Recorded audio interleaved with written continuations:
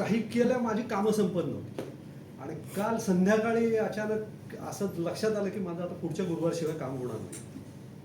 मुंबईला आणि पुण्यात लगेच फोन करून सांगितलं, म्हणलं माझं तिकीट बुक करा, जे मिळेल ते रात्री मग तुम्ही घ्या. नशिबाने 9च्या फ्लाईटचं तिकीट मिळालं, म्हणजे व्हाया मुंबई, तिथनं पुण्यात 11ला पोहोचलो. आता प्रबोधिनीत जाऊन मग इकडे आलो, परत जायचं आहे. पण तुम्ही ठरवलं तर हे होतं, हे नक्की. माझ्या मुलाच्या वेळेसुद्धा डोक्यात खूप होतं, पण एक ग्रुप एनर्जी सुद्धा मिळावी म्हणून मी ग्रुपवर टाकलं होतं, तो ऑस्ट्रेलियाला जायचा आहे, नीड युअर ब्लेसिंग. आणि तो गेला, त्याला स्कॉलरशिप मिळाली, 100% स्कॉलरशिप मिळाली. तो he is enjoying his life in Australia.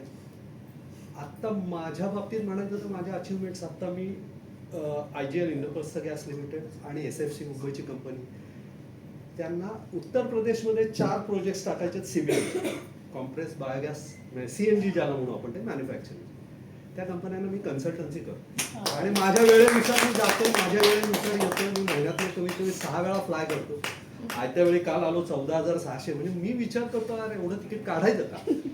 पण दे डोंट बॉदर. म्हणजे ते म्हणतात तुम्ही सांगाल त्यावेळेला आम्ही करतो, येतो. म्हणजे if you can command you can demand, हे मी आता एक्सपिरियन्स करतो. पहिल्यापासून डोक्यात होतं की आपल्याला कमांड करायचंय.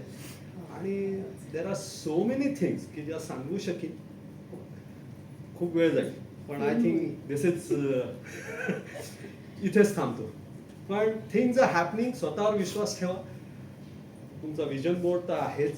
प्रेयर्स, मित्रांना जेवढं देता येईल किंवा कुठलंही सर्कल इथे मदत करता येईल तेवढी मदत करा. तुमच्याकडे ते येणार आहे परत, तेवढ्याच याने.